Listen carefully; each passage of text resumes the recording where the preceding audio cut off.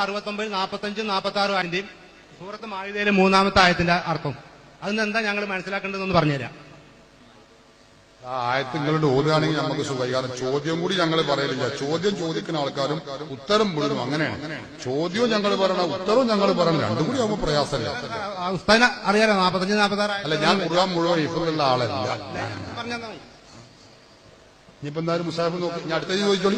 ഇവിടെ കണ്ടുപിടിച്ചിട്ട് ആയത്ത് കണ്ടുപിടിക്കുന്നതിന്റെ കൂടെ അപ്പൊ നോക്കിയിട്ട് പറയാം. 69, 45, 46. 69 ഏതാ സൂറത്ത്? അസ്സലാമു അലൈക്കും.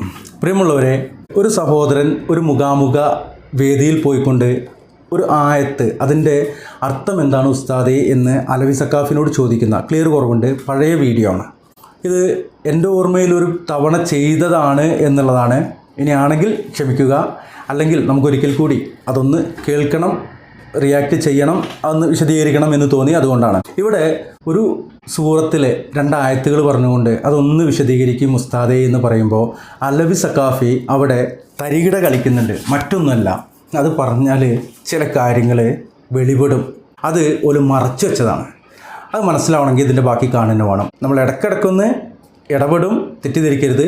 കാര്യങ്ങൾ വിശദീകരിക്കുക എന്ന ഉദ്ദേശത്തിലാണ്. ഇൻഷാ അല്ലാഹ് ബാക്കി കേൾക്കാം. 69 ഏതാ സൂറത്ത്? അൽഹാഖ സൂറത്ത് 69, 45, 46 ആയത്. അതിന്റെ വിശദീകരണം ഞങ്ങൾ എന്താ മനസ്സിലാക്കേണ്ടത് സാധാരണക്കാരെന്ന് പണ്ഡിതന്മാരായി നിങ്ങൾ പറഞ്ഞു. ആദ്യം നിങ്ങൾ മാഇദ 3 പറഞ്ഞു. അതൊന്നാണ് 69, 45, 46 പറയാം. ആദ്യം ഏതാ പറഞ്ഞത്? ആദ്യം 69, 45, 46. ആദ്യം രണ്ടാമത് ഞാൻ മായിദിന്റെ പറഞ്ഞത് എത്രയാണ്? 45, 46. എവിടെ? ഇതല്ലേ?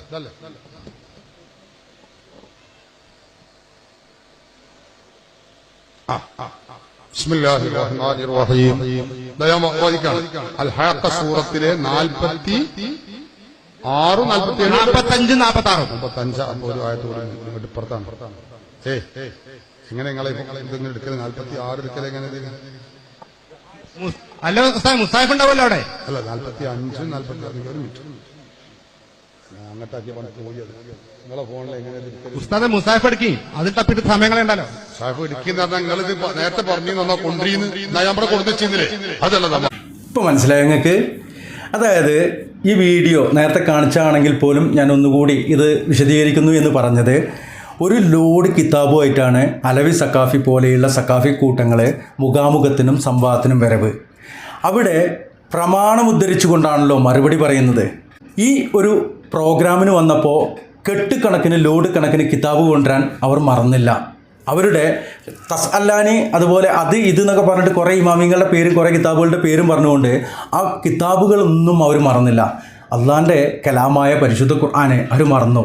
ഇവിടെ ഒരു ആയത്ത് പറഞ്ഞപ്പോൾ മൊബൈലിൽ നോക്കിയിട്ട് ആയത്ത് കാണില്ല, ഇനി ഇതെങ്ങനെ എടുക്കുകയെന്ന് അറിയില്ല എന്നൊക്കെയാണ് പറയണത്. അപ്പോൾ നിങ്ങൾ ഖുർആൻ കൊണ്ടുവന്നിട്ടില്ലെന്ന് ചോദിച്ചപ്പോൾ നിങ്ങൾ പറഞ്ഞിട്ടില്ലല്ലോ എന്ന്. ഇത് പറയണോ മൊയ്ലിയരെ?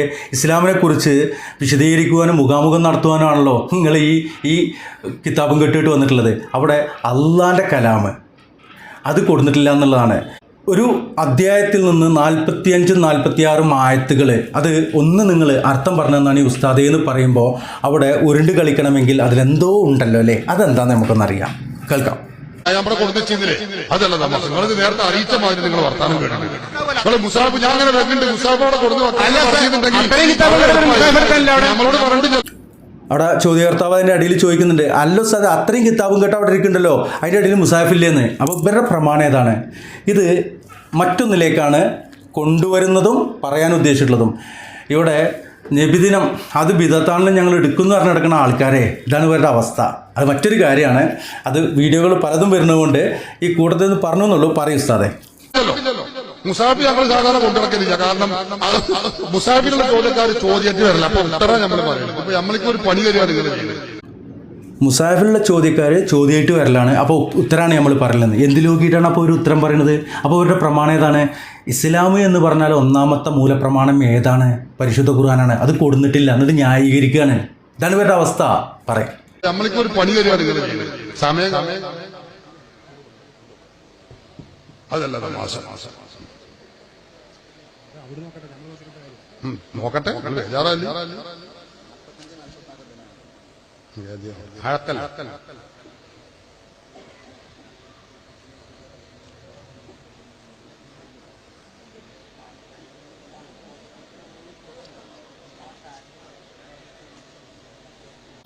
ഇത്രയൊക്കെ ഇടങ്ങേറുണ്ടോ? അള്ളാഹുവിൻ്റെ കലാമിലെ 6000 ചില്ലാനം ആയത്തുകളിൽ 114 അധ്യായങ്ങളിലൂടെ വരുന്ന പരിശുദ്ധ കലാമിൽ നിന്ന് അൽ ഹാക്ക എന്ന് പറയുന്ന അധ്യായവും അതിൻ്റെ 45 46 ആയത്തുകളും എടുക്കാൻ എത്ര വലിയ പണിയുണ്ടോ? ഉണ്ടോ? പറയട്ടെ.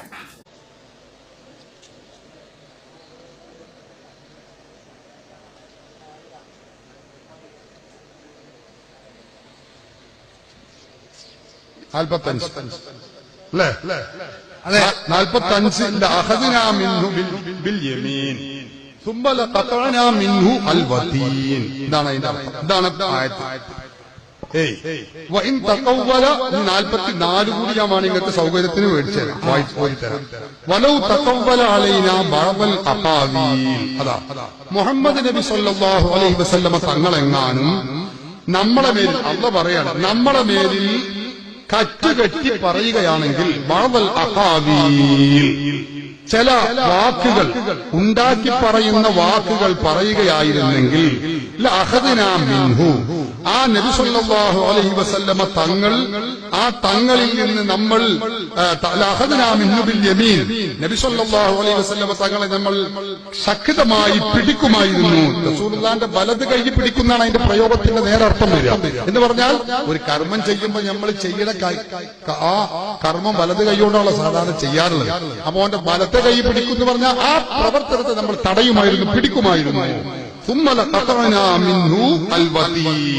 പിന്നെ നബി സല്ലല്ലാഹു അലൈഹി വസല്ലമ തങ്ങളുടെ ഹൃദയവുമായി ബന്ധിക്കുന്ന ആ ഞരമ്പുണ്ട്, അതിനെ നമ്മൾ മുറിക്കുകയും ചെയ്യുമായിരുന്നു. ഇതാണ് അതിന്റെ അർത്ഥം. ഇനി എന്താ നിങ്ങളുടെ സംശയം? നമ്മളെന്താ മനസ്സിലാക്കേണ്ട ആയത്തും കൊണ്ട്? അതെനിക്കറിയില്ല, നിങ്ങളാ പറയേണ്ടത്. ഇതാണ് ഇപ്പൊ ആയത്തിന്റെ അർത്ഥം. ഇത് നിങ്ങൾ മനസ്സിലാക്കി. നിർത്ത് പറഞ്ഞിടത്തോളം മതി. ആയത്തിൻ്റെ അർത്ഥം പറഞ്ഞു, വാക്കർത്ഥം ഞാൻ വ്യാഖ്യാനുണ്ട്. ഓക്കെ, അർത്ഥം പറഞ്ഞപ്പോൾ ഉസ്താദ് ഇതുകൊണ്ട് നമ്മൾ എന്താണ് മനസ്സിലാക്കേണ്ടത് ചോദിച്ചപ്പോൾ അതെനിക്കറിയില്ലെന്ന്. പിന്നെ എന്തിനാണ് അലബിയ ഈ കിതാബും കെട്ടുകളും കൊണ്ട്, മുസാഫില്ലാതെ ഈ ബാക്കിയുള്ള കിതാബും കെട്ടുകളും കൊണ്ട് ഇജ്ജി കോപ്പറേറ്റീവ് കാട്ടാൻ വന്നിരിക്കണത്? ഒരു മനുഷ്യൻ ഒരു ആയത്തിനെക്കുറിച്ച് ചോദിക്കുന്നു, ആ ആയത്ത് വിശദീകരിച്ചുകൊണ്ട് അതൊന്ന് പറഞ്ഞു കൊടുക്കാൻ അതിനുള്ള കഴിവ് ഇല്ലെങ്കിൽ എന്തിനാണ് താങ്കൾ ഈ തരത്തിലുള്ള കുൽസിത പ്രവർത്തനങ്ങളുമായിട്ട് ഈ മനുഷ്യന്മാരെ പറ്റിക്കാൻ നടക്കണം? നിങ്ങളല്ലേ നബിദിനം കൊണ്ട് നടക്കുന്ന ചങ്ങായിമാരെ? കേക്ക് അള്ളാഹുവിന്റെ റസൂല് റസൂലുള്ളാഹി സ്വല്ലല്ലാഹു അലൈഹി വസല്ലമ തങ്ങളുടെ പേരിൽ അവതരിക്കുന്ന ഈ വഹ്യ് അത് ആരെങ്കിലും കറ്റുകെട്ടി ഉണ്ടാക്കിയതല്ല, മുഹമ്മദ് നബി സ്വയം നിർമ്മിച്ചതും അല്ല. ഇത് അള്ളാഹു അവതരിപ്പിച്ചത് തന്നെയാണ്. അള്ളാഹുവിന്റെ പേരിൽ ഇല്ലാത്തത് മുഹമ്മദ് നബി പറയുകയായിരുന്നെങ്കിൽ അപ്പോൾ സഡൻലി റസൂലുള്ളാഹി തങ്ങൾ ആ അള്ളാഹിന്റെ പേരിൽ പറയുന്ന ആരോപണത്തെ അള്ളാഹുവിന്റെ വചനമായിട്ട് റസൂല് പറയുകയായിരുന്നെങ്കിൽ, കളവ് പറയുകയായിരുന്നെങ്കിൽ എന്നർത്ഥം, ആ റസൂലിനെ അപ്പൊ തന്നെ നമ്മൾ നിഷ്കാസനം ചെയ്യുമായിരുന്നു. എന്ന് പറഞ്ഞതിന് മുമ്പേ ഒരു കാര്യം കേൾക്കണം. എനിക്ക് അലബി സക്കാഫിയെ അല്ലെങ്കിൽ അലബി സക്കാഫിയുടെ ആളുകൾ ഒരു കേൾക്കട്ടെ. അതോടൊപ്പം നിഷ്പക്ഷരായിരിക്കുന്ന സഹോദരങ്ങളെ നിങ്ങളും മനസ്സിലാക്കുക.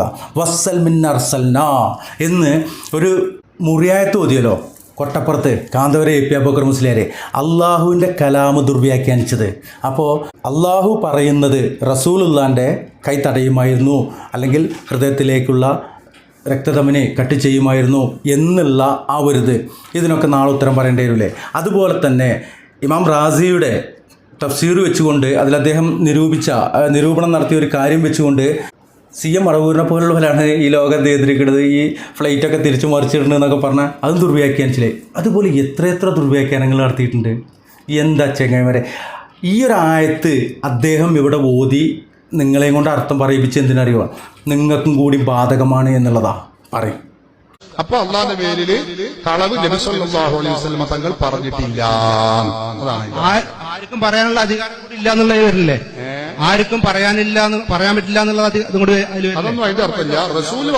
റസൂൽ പറയുകയാണെങ്കിൽ അള്ള കൈകാര്യം ചെയ്യുമായിരുന്നു.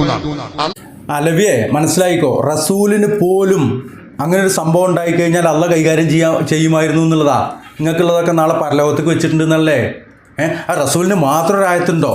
അങ്ങനെയാണോ? എന്താണ് അലവി, എന്ത് സക്കാഫി ഞങ്ങള് പറ. റസൂൽ പറയുകയാണെങ്കിൽ അള്ള കൈകാര്യം ചെയ്യുമായിരുന്നു. അള്ളാന്റെ മേൽ കളവ് പറയാൻ പറ്റൂല എന്ന് എല്ലാവർക്കും. അപ്പോൾ പ്രിയമുള്ളവരെ, അതിൻ്റെ ബാക്കി മറ്റൊരു പ്രഭാഷണമാണ്. നിങ്ങൾക്ക് ഇത്രയും നേരം ഞാൻ വിശദീകരിച്ചിട്ട് അത് മനസ്സിലായിട്ടില്ലെങ്കിൽ മുജാഹിദ് ബാലുശ്ശേരി അദ്ദേഹത്തിൻ്റെ തനതായ ശൈലിയിൽ വളരെ വ്യക്തവും സ്പഷ്ടവുമായിക്കൊണ്ട് പരിശുദ്ധ ഖുർആനെ സ്വഹിയായ ഹദീസും അടിസ്ഥാനമാക്കിക്കൊണ്ട് വിശദീകരിച്ചിരുന്നുണ്ട്. കേൾക്കുക, മനസ്സിലാക്കുക, സത്യമായിട്ട് മനസ്സിലാക്കുവാൻ അള്ളാഹുവിൻ്റെ അനുഗ്രഹം വേണം. ബിദ്അത്തുകളിൽ നിന്ന് വിട്ടുനിൽക്കുക, ഷിർക്കന്മാരുടെ ഷിർക്കുകളിൽ നിന്ന്, ഷിർക്ക് ചെയ്യിപ്പിക്കുന്നവരുടെ ഇടപാടുകളിൽ നിന്ന് വിട്ടുനിൽക്കുക, അള്ളാഹുവിൻ്റെ ഹബീബ് സല്ലല്ലാഹു അലൈഹി വസല്ലമ പഠിപ്പിച്ചു തന്ന ദീനുൽ ഇസ്ലാമിൽ അടിയുറച്ചു നിൽക്കുക. അള്ളാഹു അനുഗ്രഹിക്കട്ടെ. മുജാഹിദ് ബാലുശ്ശേരിയുടെ വിശദീകരണത്തിലേക്ക്. അസ്സലാമു അലൈക്കും വറഹ്മത്തുള്ളാഹി. അല്ലാഹു പറയുന്നുണ്ട്. അതുകൊണ്ട് നമ്മളൊരു കാര്യം മനസ്സിലാക്കണം. 69-ാം അധ്യായത്തിലെ 44, 45, 46, 47 വചനങ്ങൾ ഇന്ന് പോയിട്ട് നിങ്ങൾ ഖുർആൻ എടുത്തു നോക്കണം. നമുക്ക് മരിച്ചു പോകേണ്ടതാണ്, അല്ലാഹുവിനെ കണ്ടുമുട്ടേണ്ടതാണ്. വലക്കത് ചെയ്തുമുനാ ഫുറാദാ കമാ ഖലഖനാകും അവ്വല മറ. ചേലാകർമ്മം ചെയ്യാത്തവരായിട്ട്, വസ്ത്രം ധരിക്കാത്തവരായിട്ട്, അതുപോലെ ചെരുപ്പ് ധരിക്കാത്തവരായിട്ട് റബ്ബിന്റെ കോടതിയിൽ ഉമ്മ പ്രസവിച്ച അവസ്ഥയിൽ ചെന്ന് നിൽക്കേണ്ടവരാണ് എന്ന് മുസ്ലിങ്ങളെ, ഈ വാക്കുകളെ നമുക്ക് ഓർമ്മ വേണം. പുകവലിച്ചുകൊണ്ട്, മദ്യപിച്ചുകൊണ്ട്, കള്ളു കുടിച്ചുകൊണ്ട്, ജീവിതത്തിൽ പാൻപറാഗ് ഉപയോഗിച്ചുകൊണ്ട്, പെത്തടിനും മശീഷും ഉപയോഗിച്ചുകൊണ്ട്, ബ്രൗൺ ഷുഗറിനടിമയായിട്ട് ജീവിതത്തിന്റെ പുറമ്പോക്കിലേക്ക് പോകുമ്പോ നാഥനെ കണ്ടുമുട്ടാൻ വല്ലാത്തൊരു യാത്രയുണ്ട്. ആ യാത്ര അനന്തമായി നമ്മുടെ മുമ്പിൽ നീണ്ടുകിടക്കുന്നില്ല.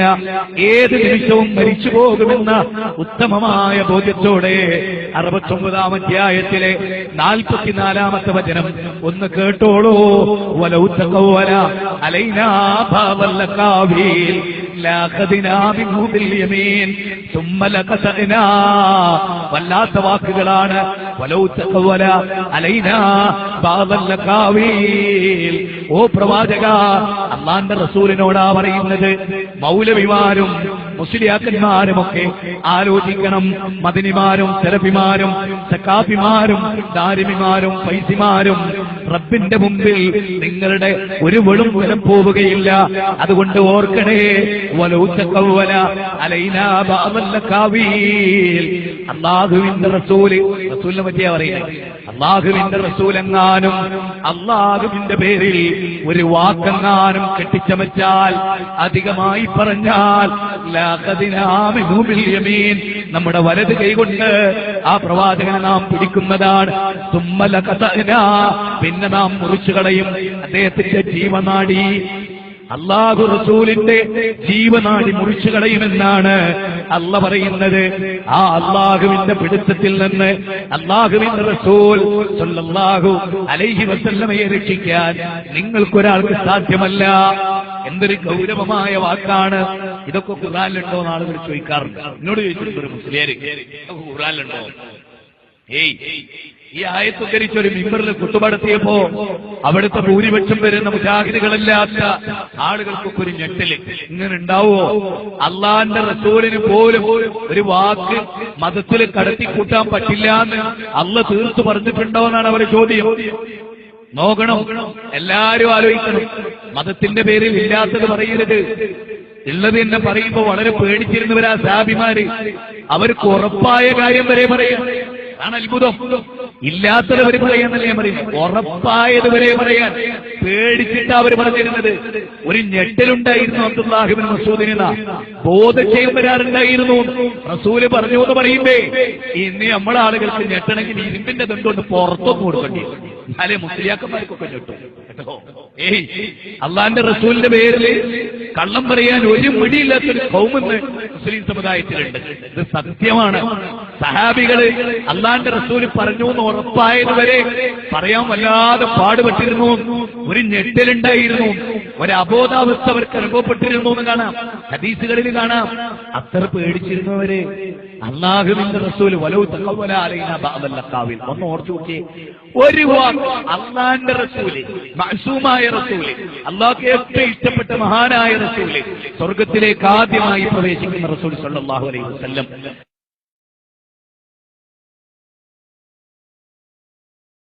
ഇനിയാണ് നമ്മുടെ പോയിന്റുകളിലേക്ക് കടന്നു പോകുന്നത്.